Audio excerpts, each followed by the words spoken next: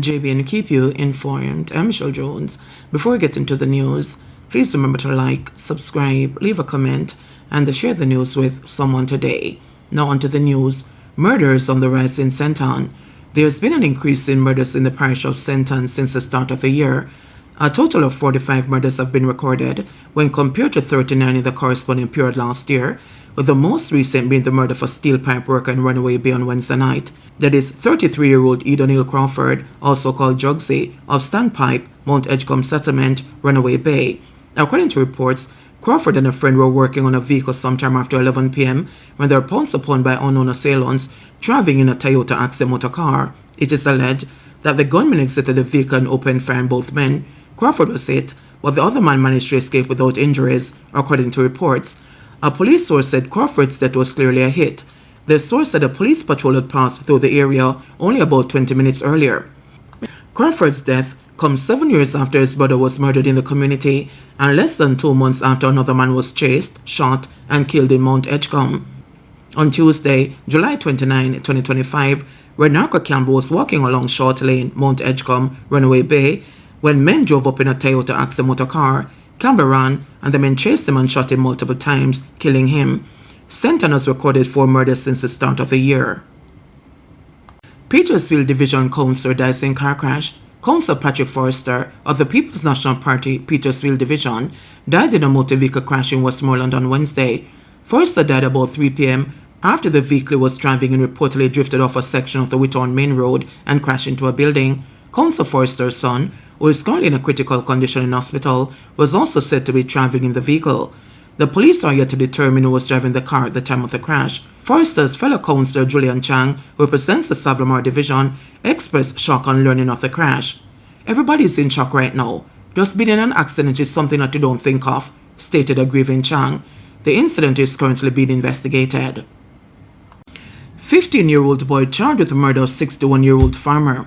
A 15-year-old boy of Knowles Heights, Mandeville, Manchester, has been charged with the murder of 61-year-old Roy Pearson, a farmer of the same community. According to the Mandeville police, about 1 p.m. on Sunday, September 14, Pearson sustained injuries during a physical altercation with the teen. Pearson was transported to the hospital and was being treated, but he later succumbed to his injuries. The teenager was taken into custody and was charged on Wednesday. His court date has not yet been announced. Residents of Cherry Tree Lane claim unfair treatment by police.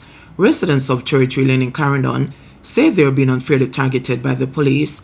The community came to national attention last year after armed men opened fire on a group of people at a birthday party, killing 8. Since then, 2 suspects have been arrested and charged, and another fatally shot by the police. But residents on Wednesday morning say they are being unfairly targeted by police, citing Monday's fatal shooting of a 22-year-old man in an alleged confrontation with the police. Jamal Farkas was killed during a planned police operation in the community on Monday, and a gun was reportedly recovered. The police say they went to execute a search warrant on a house occupied by Farquharson, but during the process, he retrieved a weapon, pointed it at them, and was shot. A .38 revolver was recovered. Farquharson was pronounced dead at the hospital, but residents say the killing was unjustified. No, this young man, no, whatever happened, they went to his house. He opened the house for the police, and he will get killed in his own house. There's not a shot being fired or a shootout. So nobody know nothing was going on. Nobody understand nothing. The police just try to live. Everything just undercover. So we the community feel like, say, boy, we want justice. I must get justice. And the police must be under control. Because if they're the one who's supposed to serve and protect. And then we became fear of them because, of their conduct. No, I think the commissioner of police and the government must really get in back. And this, something must be done from out of it. Something must come out of this. Somebody must hold responsible for this. Another resident agreed that the community is living in fear of the police. Me personally feel like right now better police left with the criminal them. Make them do what they want to do. We feel safer with the criminal them. But then come here and where them people take the phone, them to we house, do what them people do, gone, we're going to live to see the next day. But them a come, them a check now, we tell you, say, yo, them a kill you. They make sure I tell the plane, say, anytime they ready, them a come and kill somebody, anytime, So that definitely means, say, yo, I just we are wait for food turn now, family turn, And that's the thing when we have view right now, Because every day they come out there, them a threaten somebody. Every single day them come on and check somebody. Then see you as a youth or see you as a male. Then just feel like say, yo, yeah, what you? In it. If they even see you on the road, they must say, yo, where you going there? Police trainee accused of wounding roommate during dispute. A police trainee allegedly used a piece of metal to injure a colleague at the National Police College of Jamaica has been charged with wounding with intent. The accused is Sylvester Williams of Marlin Avenue, East Prospect, St. Thomas. According to reports about 12:30 a.m. on September 12, Williams and the complainant, who is his roommate, were at their dormitory at the training facility when an altercation developed between them, which became physical. Williams allegedly punched the complainant repeatedly and then used a piece of metal to rain blows all over his body, resulting in wounds that bled. The injured roommate was taken to the Spanish Town Hospital, where he was treated for his injuries and released to the Training College's Medical Center, where he continues to recover. A report was made and an investigation resulted in Williams' arrest. He was subsequently charged following a question and answer session in the presence of his legal representative. A court date is being finalized for his appearance.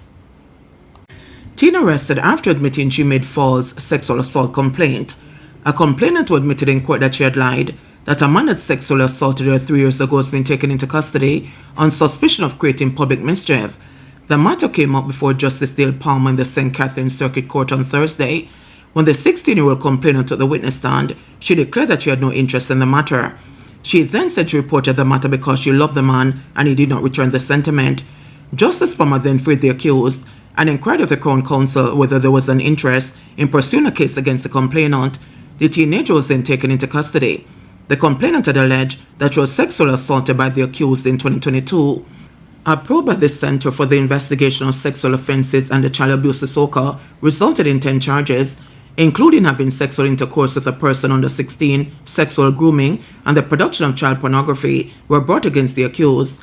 The accused made numerous court appearances and maintained his innocence throughout. It was represented by attorneys at law Sheldon Campbell and Earl Hamilton. PMP's Paul Buchanan files application to void polling PM's constituency. The People's National Party PMP candidate for Central St. Andrew Paul Buchanan was defeated in the September 3 general election by the incumbent Prime Minister Dr. Andrew Holness, as filed an application on the constituted authority to avoid the taking of the poll in the constituency.